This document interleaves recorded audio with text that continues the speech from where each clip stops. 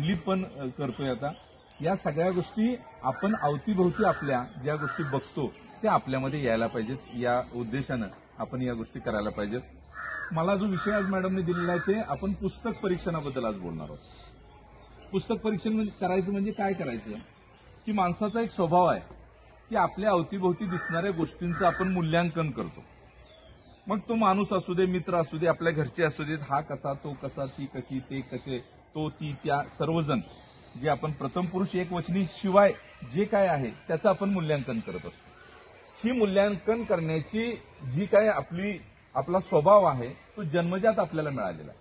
म्हणजे दोन मित्र एकत्र असले, किती जीवाभावाचे असले तरी ज्यावेळेला ते दोघं एकमेकांपासून बाजूला होतात त्यावेळेला व्यक्तिगत स्तरावर आपण त्या मित्राचं मूल्यांकन करतो. ज्यावेळेला एखाद्या पुस्तकाचं मुखपृष्ठ जे आहे ते अतिशय महत्वाचं आहे. ते एक चेहरा असतो, त्या चेहऱ्याच्या माध्यमातून ते पुस्तक जे आहे ते वाचकांपर्यंत पोहोचत असतं. त्यानंतरचा दुसरा भाग आहे या पुस्तकाचं शीर्षक. जसं मी परत म्हणतो, सिनेमाचं टायटल वाचून आपण सिनेमा बघायला जातो, बरोबर का नाही? तो सिनेमा टायटल, त्याचं शीर्षक काय आहे या शीर्षकावर ठरतं की त्या पुस्तकामध्ये काय असणार आहे. तसं हे शीर्षक कसं असावं, ते शीर्षक संक्षिप्त असलं पाहिजे, कमीत कमी शब्दामध्ये असलं पाहिजे, ठळकपणे असलं पाहिजे आणि सगळ्यात महत्वाचं त्याच्यामध्ये इतका ठळकपणा असला पाहिजे की अखंड पुस्तक त्यानं त्या शीर्षकामध्ये सामावून घेतलं पाहिजे. म्हणजे एक शब्द सुद्धा कधी कधी एखाद्या पुस्तकाचं शीर्षक होऊ शकतं. आता मध्यंतरी एक पुस्तक आलेलं होतं मनोज बोरगावकरांचं, मॅडम वाचलं असेल तुम्ही, की नदिष्ट नावाचं पुस्तक आहे. नदिष्ट म्हणजे हा शब्दच त्यांनी पहिल्यांदा घातला. नदिष्ट म्हणजे एखादा स्वादिष्ट असतो, एखादं वस्तू चविष्ट असते, पण हा नदिष्ट आहे म्हणजे काय, नदीबद्दल त्या माणसाच्या मनामध्ये इतकं प्रेम आहे की ते सगळं त्यानं त्या पुस्तकामध्ये लिहिलेलं आहे. नदी त्याच्याशी बोलते, नदीच्या अवतीभोवती असणारी झाडं त्याच्याशी बोलतात. एखादं झाडावरचं पान ज्यावेळेला खाली पडतं तर ते पान किती गिरक्या घेऊन खाली पडतं याचं वर्णन त्यांनी घेतलेलं आहे. आपण एवढ्या बारकाईने कधी निरीक्षण केलेली आहेत का बघा, की एखादं पान खाली गळून पडायला लागलं ना, ते पडणारं पान 3-4 गिरक्या घेतं आणि बरोबर सुंदर पद्धतीनं त्या खाली अशा जमिनीवर पडतं. तर ही निरीक्षणं त्यांनी केली, म्हणून त्यानं आपल्या त्या पुस्तकाचं नाव नदिष्ट असं दिलं. म्हणजे त्या शीर्षकाबद्दल एक तुमच्या मनामध्ये उत्सुकता असली पाहिजे की अरे नदिष्ट म्हणजे काय, हे तुम्ही शोधण्यासाठी किमान ते पुस्तक उघडून बघितलं पाहिजे. म्हणजे शीर्षक आकर्षक असलं पाहिजे. शीर्षकानं तुमच्या मनामध्ये एक उत्सुकता जागृत केली पाहिजे की तुम्ही कशा पद्धतीचं शीर्षक देता. कुठल्या ते शीर्षक वाचल्यानंतर प्रत्येकाला असं वाटलं पाहिजे की नाही काहीतरी आहे याच्यामध्ये, हे मला जरा एकदा वाचून बघायचं आहे. नाच ग घुमा नावाचं एक पुस्तक आलं, माधवी देसाईंचं, रणजित देसाईंच्या पत्नी त्यांनी लिहिलं.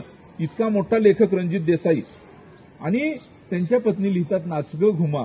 लोकांना आश्चर्य वाटलं काय आहे नाच ग घुमा, म्हणजे ते गाणं आहे पारंपरिक पद्धतीने, या गावचा त्या गावचा कासार नाही आला बांगडी नाही मला कशी मी नाचू नाच ग घुमा, म्हणजे जबरदस्तीनं नाचायला लावणं. तसं ते वाचल्यानंतर स्त्री साहित्य काय असतं आणि एका रणजित देसाईच्या एका लेखकाच्या पत्नीच्या आयुष्यामध्ये सुद्धा किती तिचं शोषण झालेलं आहे हे त्या पुस्तकामध्ये त्यांनी मांडण्याचा प्रयत्न केलेला आहे. तर हे जे शीर्षक आहे मित्रांनो, ते शीर्षक सुद्धा एकदम इतकं म्हणजे वजनदार असलं पाहिजे की त्या शीर्षकावरून लेखकाला कधी कधी ओळखलं जातं. विश्वास पाटलांना ओळखायचं झालं तर पानिपतकार विश्वास पाटील असं म्हटलं जातं, हे ना. हे का आलं, कारण पानिपत नावाचं त्यांनी लिहिलेलं पुस्तक त्यांच्या नावाशी जोडलं गेलं. तर या पद्धतीनं शीर्षक हे खूप महत्वाचे असतात. त्यानंतरच्या काही गोष्टी आहेत याच्यामध्ये, याला प्रस्तावना दिली जाते.